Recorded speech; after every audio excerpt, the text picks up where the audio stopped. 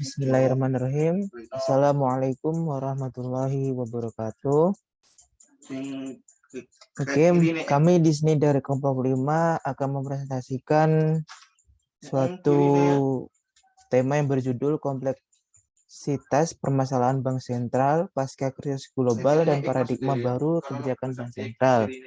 Kemudian kami di sini yang beranggotakan Lutfi Fahruriddolahuddin, kemudian Vina Rahmawati, kemudian Saila Dinda Pramesti, Ulul Amri, dan Muhammad dan Alfian. Baik, untuk presentasi yang pertama yang disampaikan oleh dari Vina Rahmawati, waktu dan tempat saya persilakan.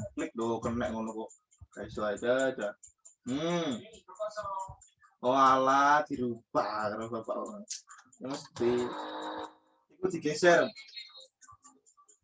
digeser iku nih nah iku nih tengah digeser.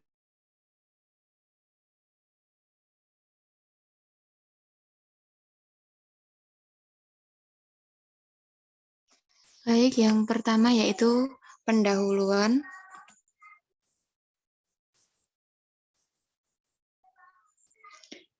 Sebelum krisis keuangan global tahun 2008 sampai 2009 itu, fokus dari bank sentral di seluruh dunia adalah menjaga stabilitas harga atau inflasi di samping nilai tukar. Karena tugas pengawasan bank dialihkan ke lembaga lain, maka tugas kebijakan moneter lebih utama dilakukan bank sentral dengan tujuan stabilitas harga. Dalam prakteknya, bank sentral menggunakan kerangka kebijakan moneter Inflation Targeting Framework atau ITF. Pasca krisis keuangan global tahun 2008 sampai 2009, terdapat perubahan tujuan dan praktik kebijakan bank sentral. ITF itu tidaklah gagal, bahkan berhasil menurunkan inflasi, meningkatkan pertumbuhan ekonomi, dan menurunkan suku bunga. Kurangnya perhitungan risiko krisis yang muncul dari keterkaitan sistem keuangan dengan makroekonomi itu menyebabkan pengaturan dan pengawasan mikroprudensial tidak mampu memitigasi risiko makrofinansial.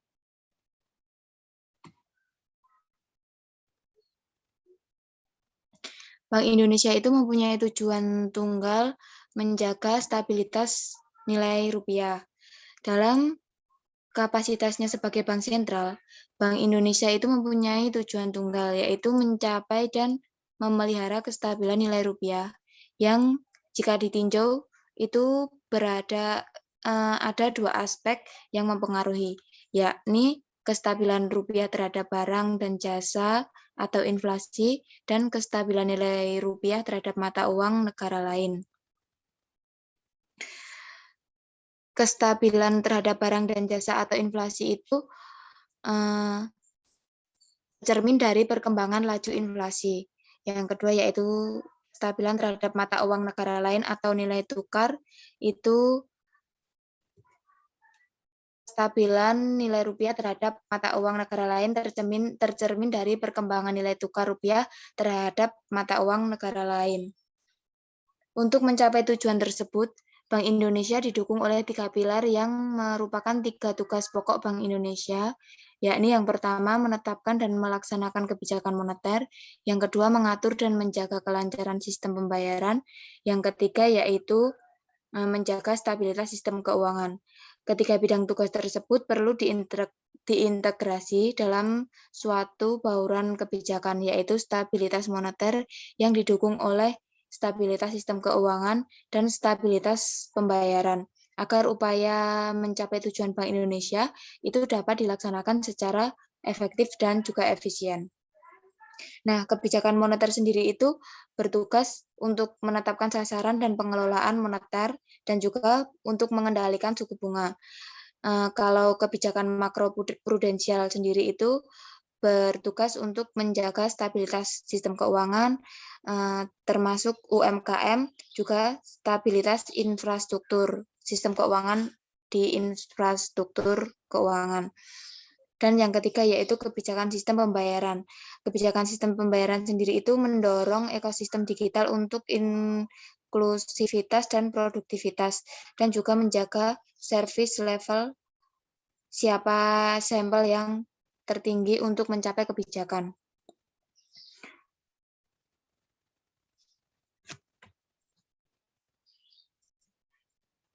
Selanjutnya, paradigma baru kebijakan Bank Sentral pasca krisis keuangan global tahun 2008.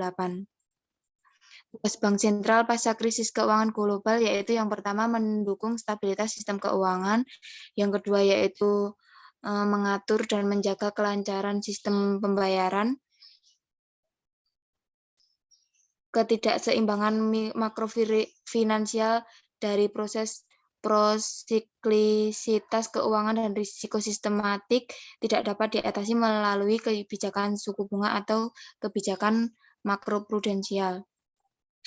Mengelola aliran modal asing yang volatilitasnya semakin tinggi sejak krisis global terjadi, itu terdapat 3 risiko dari aliran modal asing, yaitu makroekonomi, risiko kestabilan sistem keuangan, dan risiko sudden stop.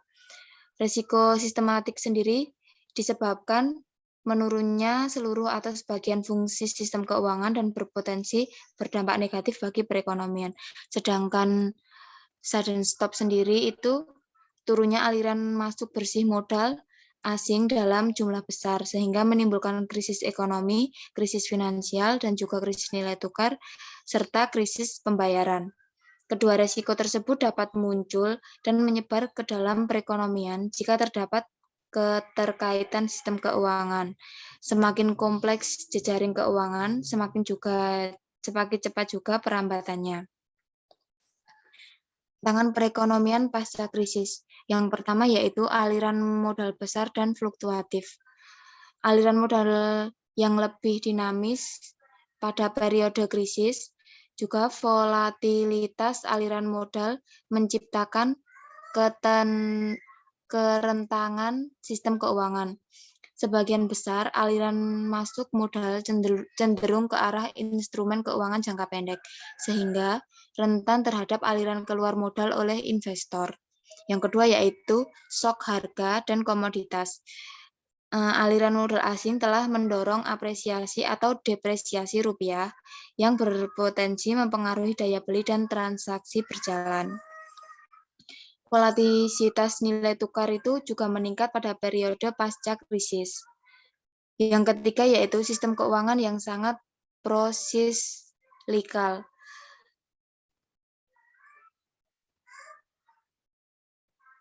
Procyclicality sektor keuangan menjadi lebih lazim ketika dipengaruhi oleh aliran masuk modal asing. Aliran likuiditas ke perekonomian domestik meningkatkan harga properti dan risiko terhadap stabilitas keuangan. Mandat ganda Bank Sentral. Mandat ganda Bank Sentral itu terdapat 2 poin. Yang pertama yaitu mencapai stabilitas harga dan nilai tukar melalui kebijakan moneter makroprudensial dan juga kebijakan sistem pembayaran. Poin kedua yaitu mendukung stabilitas sistem keuangan melalui pengaturan dan pengawasan makroprudensial. Bank Sentral bertugas mengatur makroprudensial karena memiliki kapasitas surveillance makroekonomi finansial, dan juga instrumen kebijakan makroprudensial. Kebijakan moneter itu berfokus pada inflasi yang rendah dan stabil, sedangkan kebijakan makroprudensial sendiri itu berfokus pada stabilitas sistem keuangan dengan memitigasi risiko sistematik dan kecenderungan prosiklikalitas. Yang selanjutnya yaitu paradigma baru kebijakan Bank Sentral pasca krisis keuangan global tahun 2008. Nah, pelajaran yang dapat diambil dari krisis global itu yang pertama yaitu stabilitas makro tidak akan tercapai tanpa stabilitas sistem keuangan. Maksudnya itu, jika sementara stabilitas harga tetap menjadi target utama atau primary goal bank-bank sentral, krisis global memperlihatkan bahwa menjaga inflasi yang rendah saja tanpa menjaga stabilitas sistem keuangan tidaklah cukup untuk mencapai stabilitas makroekonomi. Yang kedua yaitu tantangan yang beragam versus bauran instrumen kebijakan. Maksudnya, dalam perekonomian kecil terbuka, beragam tantangan dalam pengambilan kebijakan moneter sebagai akibat dari dinamika arus modal. Mengaplikasikan bahwa otoriter moneter harus menggunakan beragam instrumen, penggunaan bauran instrumen sendiri itu memungkinkan Bank Indonesia untuk mengatasi berbagai dilema tersebut. Yang ketiga yaitu kebijakan nilai tukar harus memainkan peran penting dalam ITF. Maksudnya yaitu dalam perekonomian kecil terbuka, dinamika nilai tukar sebagian besar dipengaruhi oleh persepsi risiko investor yang memicu pergerakan modal. Itu diperlukan suatu cara pengelolaan nilai tukar untuk menghindari volatilitas yang berlebihan. Pasca krisis global, kebijakan bank sentral itu perlu memperhitungkan keterkaitan yang semakin kuat antara stabilitas moneter, stabilitas sistem keuangan, dan juga stabilitas pembayaran. Perlunya koordinasi atau bauran kebijakan termasuk koordinasi dengan otoritas lainnya. Pasca krisis global juga kebijakan bank sentral perlu memperhitungkan keterkaitan semua itu. Itu sangat berfungsi untuk membangun perekonomian pasca krisis. Selanjutnya akan dilanjutkan oleh Mbak Saila. Waktu dan tempat saya persilahkan. Baik, terima kasih. Selanjutnya, penerapan fleksibel ITF dalam perekonomian terbuka atau small open. Bauran instrumen kebijakan merupakan bagian dari strategi penting untuk mengoptimalkan pengelolaan trilema kebijakan moneter. Yang pertama yaitu integrasi kebijakan moneter dan makroprudensial. Tujuannya menjaga otonomi kebijakan moneter dalam mencapai kestabilan harga, yaitu dengan menetapkan suku bunga, kebijakan untuk memberi sinyal dan mengelola ekspektasi inflasi.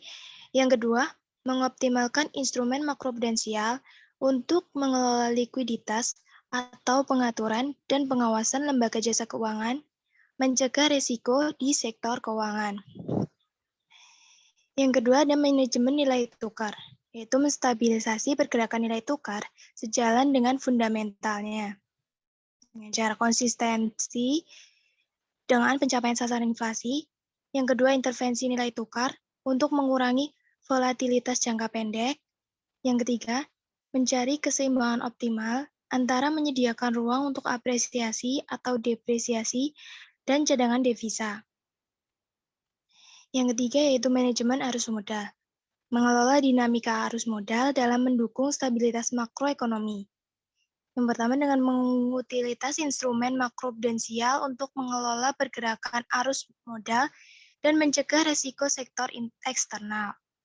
Yang kedua, mempromosikan pendalaman keuangan pasar valuta asing.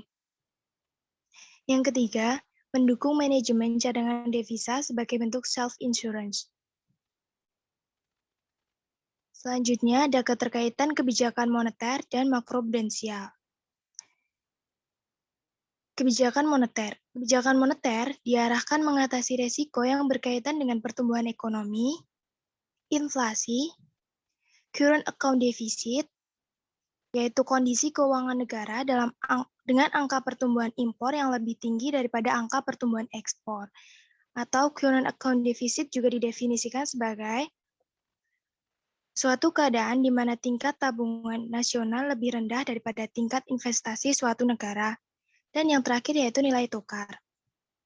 Sedangkan kebijakan makroprudensial yaitu kebijakan yang diarahkan untuk mengatasi risiko dalam sistem keuangan yang disebabkan oleh melemahnya kondisi keuangan, ketidakseimbangan keuangan sektoral.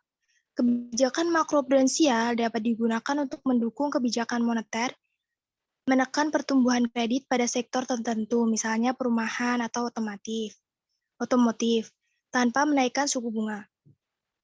Risiko dari keduanya ini saling berhubungan, tetapi membutuhkan kebijakan yang berbeda untuk mengatasi risiko-risiko tersebut. Demikian penjelasan dari saya, selanjutnya akan dilanjutkan oleh Mas Wildan.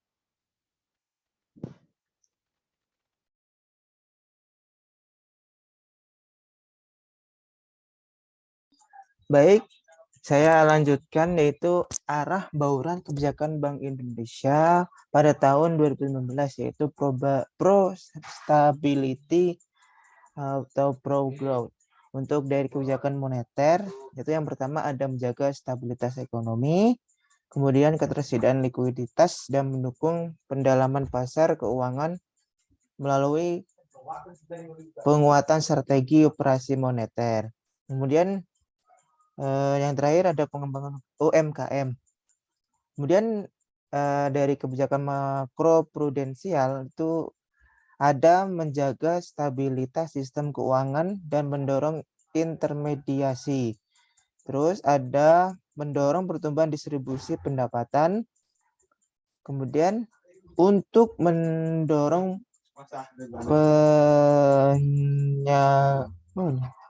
penyaluran kredit perbankan dan akomodatif untuk mendukung stabilitas sistem keuangan.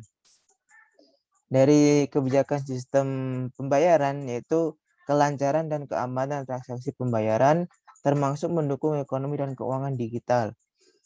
Terus pendalaman pasar keuangan yaitu memperkuat pembiayaan ekonomi, akselerasi pendalaman pasar keuangan untuk mendukung efektivitas kebijakan BI dan pembiayaan ekonomi. Kemudian yang terakhir adalah ekonomi keuangan syariah, yang dimana pengembangan program XR melalui program-program Bank Indonesia dan sebagai bagian program KNKS. Next. Berikut contoh kasus terjadi penurunan pertumbuhan ekonomi. Terjadi penurunan pertumbuhan ekonomi nasional yang cukup tajam pada triwulan tahun 2018.